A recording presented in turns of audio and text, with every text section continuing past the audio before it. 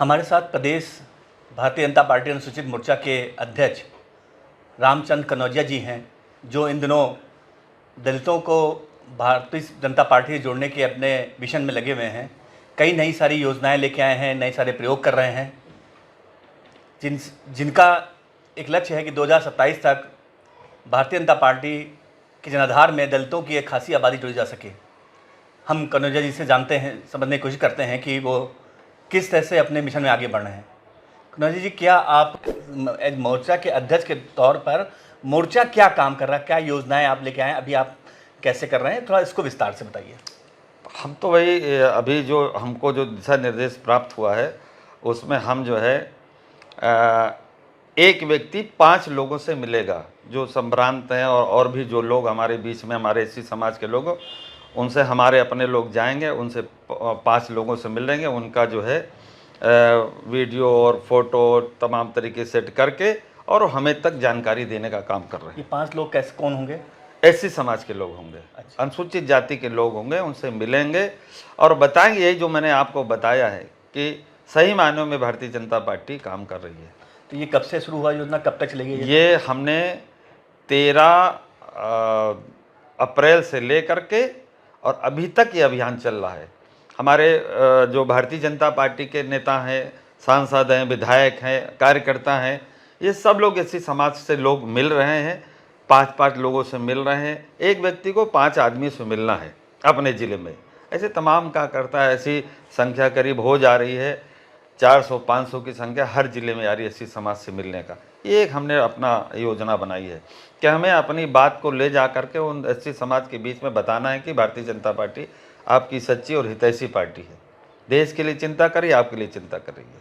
अच्छा, राणा सांगा और जो विवाद हुआ, बाबा राणा सांगा विवाद हुआ, रामजी लाल सुमन आगरा से आते हैं, जाटव कम्युनिटी को से ताल्लुक़ रखते हैं, और आगरा में जाटव कम्युनिटी के इतने सारे नेता हैं, बेबी रानी मौर्य हैं, जी धर्मेश हैं, तो इतने सारे नेता होने के बावजूद भी आपको एक जाटव कम्युनिटी को काउंटर, रामजी लाल सुमन को काउंटर करने में, जाटव समुदाय को एक पॉजिटिव संदेश देने में दिक्कतें आ रही हैं। तो इसमें क्या, कहाँ पे आप इसको कमजोरी मानते हैं? कोई दिक्कत है, मैंने तो कहा है लोगों से जा करके, ये समाजवादी पार्टी दलितों की सबसे बड़ी विरोधी है। आप देखिए, बहन मायावती को फूंकने का काम किसने किया था? समाजवादी पार्टी के लोगों ने किया था। बाबा साहब भीमराव अम्बेडकर को यही आजम खान ने कहा था कि जो उंगली उठाएं ये बता रहे हैं कि ये प्लाट हमारा है, भूमाफिया नाम देने का काम किया था। जो बाबा साहब के नाम पर हमारे संस्थान थे उनको बदलने का काम समाजवादी ने पार्टी का। प्रमोशन में आरक्षण का बिल फाड़ने का काम वो धोबी था एसबीर, उसने फाड़ने की। ये तो शुरू से दलित विरोधी पार्टी है। आज ये पीडीए लेकर के चल रहे हैं। पीडीए वीडीए कुछ नहीं है, इनका अपना नैरेटिव है कि परिवार को सेट करना है।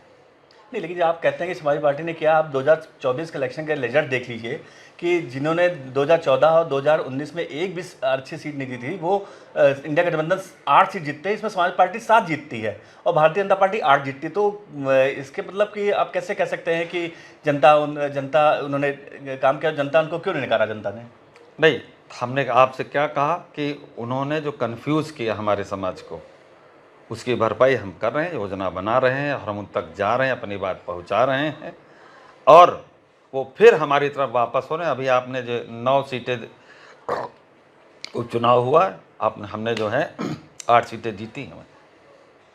दलित समाज टोटल हमारे साथ आ गया। मैंने आपसे शुरू में कह दिया कि हमारे अनुसूचित समाज के लोग थोड़ा सा इन लोग बहका ले जाते हैं।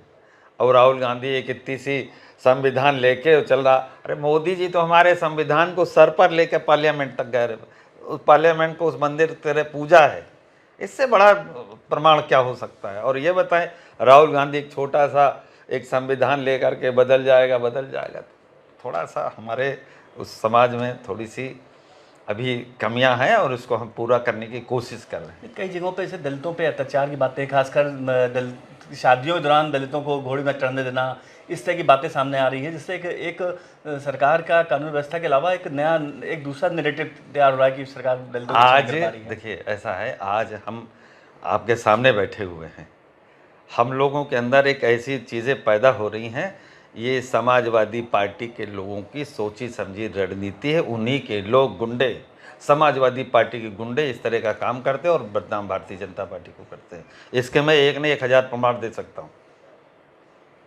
ऐसा नहीं है कि वहाँ भारतीय जनता पार्टी के लोगों ने जा कर के बारात रोक दी हो या, और ये अब तो योगी जी की हमारी सरकार है, कानून का राज्य है, कानून से प्रदेश चल रहा है और आप देखिए कार्रवाई होती है। लेकिन ये इन लोगों का एक घृणित कार्य है जो पीछे से बैक डोर से आकर के इस तरह का जो है नैरेटिव सेट करते हैं। मैंने आपसे बार बार कहा है, ये नेगेटिव बातें ये लोग करते हैं और हमारे लोगों को थोड़ा सा कंफ्यूज करने का काम करते हैं। दलित जो वोट बैंक है, दलित जो समाज है, उसमें भाजपा की चुनौती किससे है? समाज पार्टी से, कांग्रेस से, बहुजन समाज पार्टी से कि आज़ाद समाज पार्टी से? आज़ाद तो वो एक एजेंट है, विदेशी एजेंट है, रावण। और वो रावण है तो हम रामचंद्र हैं, और रावण को मारने का काम रामचंद्र ने ही किया था। हम उसकी हत्या राजनीतिक हम ही करेंगे। लेकिन चुनाव तो जीते हो, लेकिन निर्दलीय जीते, ये खास बात थी है। चुनाव जीतना हारना तो ये सब लगा रहता है, ऐसी कोई बात नहीं है। लेकिन उसका जो मंतव्य है वो पूरा कभी भारतीय जनता पार्टी जब तक हमारे जैसे हमारे तमाम साथी हैं उसका कभी पूरा नहीं होने देंगे। तो उसको कैसे रोकेंगे? क्या आपके पास तरीका है?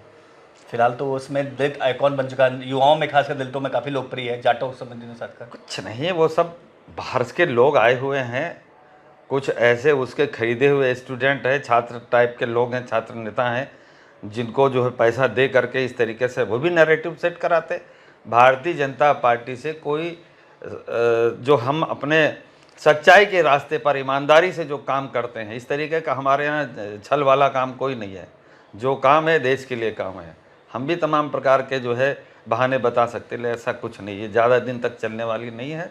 चाहे रावण हो और चाहे समाजवादी पार्टी के अखिलेश जी हों और बहन मायावती हों।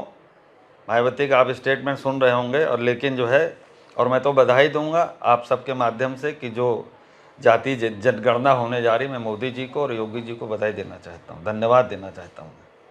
तो जाति जनगणना से बीजेपी को आप कितना फायदा समझते हैं कि होगा? ये मुद्दा तो राहुल गांधी उठा रहे थे। और नहीं, ये फायदे की बात, हम देश की बात करते हैं, राष्ट्र की बात करते हैं। मैंने आपसे शुरू में कहा कि नेशन इज फर्स्ट, देश बड़ा, ये लोग नहीं। लेकिन राष्ट्र की बात करने के लिए भी तो आपको नंबर तो चाहिए होंगे ना, मतलब नंबर नंबर हमको चाहिए होंगे ना। लगातार कंटिन्यू हमको नंबर मिल रहा है। लगातार भारतीय जनता पार्टी की सरकार बनी, चाहे अपने उत्तर प्रदेश में चाहे केंद्र में हो। लेकिन यूपी में अच्छे सीटों पर तो लगातार डिक्लेरेशन दिखाया, गिर रहा है, या तो सीटें नंबर कम हो रहे हैं। नहीं, नंबर नहीं कम हो रहे हैं। आप आपकी बार 27 में देख लीजिएगा। कितना आप लगते हैं कि यहाँ पे 86 सीटों में से कितने ले आएंगे? 86 के 86 लेके आएंगे, आप चिंता न करिए। और हम 86 के 86 लाने का दम भी रखते हैं। और हमारे अनुसूचित समाज के लोग कहीं न कहीं इनकी झूठ को हम बेनकाब करेंगे और प्रमाण सहित बेनकाब करेंगे इनको सबको। तो जो ये पासी कम्युनिटी और जातीय कम्युनिटी, ये दो कम्युनिटी का संगठन में इतना रिप्रेजेंटेशन नहीं लोग बताते हैं, तो उसको कैसे उसको दूर करते हैं? कैसी बात कर रहे हैं भाई साहब। देखिए कितने, अभी कौशल जी भाई टिकट दिया, चुनाव हार गए, वो अलग चीज़ है। आपके हरदोई के अपने जयप्रकाश जी हैं, ऐसे अपनी प्रियंका जी सांसद रही हैं। ऐसे हमारे नेतृत्व की कमी नहीं है, नेतृत्व हमारे पास में है। इस बार उन्होंने कंफ्यूज करने जो काम किया उससे थोड़ा सा वो हुआ, उसको हमने कवर कर लिया। दलित का यूथ नेतृत्व में कुछ कमी दिखती है कहीं, कई बार हम देखते हैं कि दलितों में उस हिसाब से युवा जो है वो उतना बीजेपी से नहीं जुड़ रहा है। सर देखिए, हमारे साथ युवा जुड़ा हुआ है। हम झूठ वाली राजनीति नहीं करते हैं, ना अपने उन नौजवानों को उस रास्ते पे ले जाना चाहते हैं। जो सब हैं देश के लिए काम करना चाहते हैं, वो सब हमारे साथ में। ये चंद लोग हैं, और क्या कहते हैं कि एक खरीदे हुए लोग हैं दूसरी पार्टी में, उस तरीके का ये सब आप देख रहे हैं। कहीं घोड़ी रोक दी जा रही, कहीं बारात रोक दी जा रही। ये हमारे लोग कहीं कोई कतई नहीं। वसुदेव कुटुंबकम की बात करने वाली पार्टी वो कहाँ इस तरह काम कर सकती है? और हम लोगों ने कई बार इसकी जांच भी कराई। तो अभी आपको एक नया उदाहरण, एटा में एक लड़की का हार्ट अटैक से उसकी हत्या हो गई। इस समाजवादी के लोगों ने बवाल किया और उसके बाद में उसकी एक टीम बना के पोस्टमार्टम हुआ। बाद में उसकी हत्या का कारण जो है बलात्कार ना निकला और उसका हार्ट अटैक से उसकी मौत हुई। तो ये थोड़ा सा ये लोग कंफ्यूज करते हैं, लोगों को बहकाने का झूठा नैरेटिव सेट करते हैं, उससे देश चलने वाला नहीं है। हम लोग सच्ची और सीधी बात करते हैं। पार्टी के साथ लल्लू सिंह जो उम्मीदवार थे उन्होंने ही कहा था कि सीट आएगी तो हम संविधान बदल देंगे। अरे वो तो कहा तो आप ही लोगों ने मुद्दा दिया। अरे भाई साहब, वो उनका नाम ही लल्लू है, क्या करेंगे। तो आप लगता है कि वो गलती थी वो? अब उसको जो भी कह लीजिए, संज्ञा दे दीजिए। उनका ये मतलब भी नहीं था जो उन्होंने कहा था, लेकिन अब वो पता नहीं कैसे उनके उससे निकला। तो सही है बात। तो ऐसी कोई बातें कोई और ना कहे, इसके लिए फिर कैसे रोकेंगे? हम ध्यान रखेंगे। हम तो अनुसूचित समाज के हमारे लोग हैं, कभी किसी का ऐसा स्टेटमेंट नहीं आता है। आप देखिए, कभी एक बताइए आप। तो मतलब दूसरे जाति के लोग देते हैं? नहीं, ये दूसरी जाति के लोग, वो एक बार उनसे थोड़ी सी वो, भाई देखिए उनकी उम्र भी हो गई है, वो इसके हिसाब से कुछ बोल कर। तो आगे आप ही क्या, अब ये खत्म हो गया, अब और क्या आगे योजनाएं हैं? आप कैसे अभी हम इसी को चला रहे हैं। ये कब तक चलेगा ये सम्मान समारोह? ये मुझे लगता है इस महीने हम पूरा चलाएंगे। हमारे पूरे 98 संगठनात्मक ज़िले हैं, तो 98 के 98 जिला अध्यक्ष, उनकी पूरी टीम 5-5, 10-10 लोगों से मिलेगी और मिल करके जो है हमको पूरी प्रोजेक्ट रिपोर्ट देगी, हम केंद्र को भेजेंगे। अब इसको चलाएंगे हम। तो ये थे रामचंद्र कन्नौजिया जी, उन्होंने बेबाक तरीके से अपने सारी मुद्दों पर वो राय रखी और एक अपना लक्ष्य निर्धारित कर रखा है कि 2027 के विधानसभा चुनाव में सभी 86 आरक्षित सीटें जीतने का लक्ष्य है। ये अपने लक्ष्य में कितना पा पाते हैं लक्ष्य को, ये तो चुनाव ही बताएगा। धन्यवाद। इसी तरह की तसल्ली से भरी हुई एक्सक्लूसिव रिपोर्ट्स देखने के लिए सब्सक्राइब करें इंडिया टुडे हिंदी का यूट्यूब चैनल और बेल आइकन जरूर प्रेस करें ताकि वीडियो अपलोड होते ही आपको खबर हो जाए।